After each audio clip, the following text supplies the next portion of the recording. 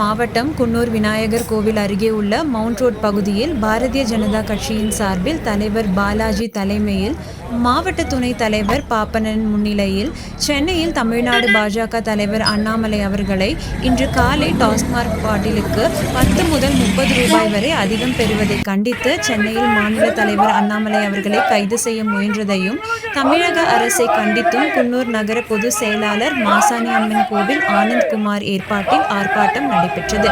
ஆர்ப்பாட்டத்தில் NNS சரவணன், மாவட்ட வர்த்தக பிரிவு தலைவர் குங்குமராஜ், குன்னூர் வடக்கு மண்டல தலைவர் சுர்ஜித் மற்றும் ஆனந்த், அப்ரஹாம், சுரேஷ், மணிகண்டன், மோகன் ஐயா உட்பட பலர் கலந்து கொண்டனர்.